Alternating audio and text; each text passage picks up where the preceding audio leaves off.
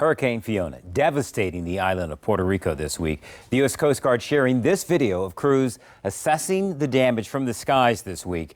The storm flooded much of the area with downpours. Officials say most people in Puerto Rico remain without electricity or running water.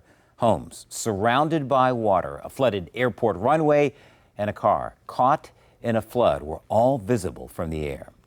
Now, members of at least 2 local organizations have already landed in Puerto Rico. News 3's Angela Bohan has been following some of the efforts and shows us one of the unique tools that they're giving out to residents in need.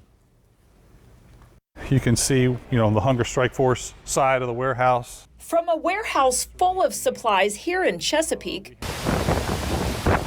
to boots on the ground in hurricane-ravaged Puerto Rico, Operation Blessing jumped into action. Yeah, we were very fortunate. The individuals that were able to make it down yesterday afternoon were able to get on the road really quickly. The first thing they did in San Juan was hand out these compact solar lanterns. And the idea behind this lamp is, it's inflatable. You just pull it out, fill it with air, and then you have your lamp. So if you have a USB cord, you can just push that in and then start charging. These things will really help you. Light in a dark situation is, it's symbolic of hope, obviously. They're also handing out these buckets. They already had 250 of them at a storage facility in Puerto Rico. It's everything a family would need to get started with the cleanup process. And they're going to need it. Take a look at this muddy mess. Officials say hundreds of thousands of people are scraping mud out of their homes after what's being described as historic flooding.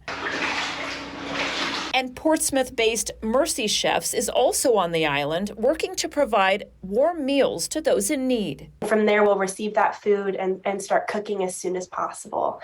And from that main base, we'll work on a delivery network from there with the local churches. Both organizations also assisted 5 years ago this week after Hurricane Maria, and they plan to be there for at least 2 weeks this time. In Chesapeake, Angela Bohan, News 3. And this footnote, and those disaster relief kits that Angela showed us, well, tomorrow morning, Operation Blessing and the Home Depot Foundation are teaming up to put together nearly 800 of those kits. Barbara, they will be doing that at their Newport News Home Depot. It will replenish their current supply to be ready to go for the next disaster.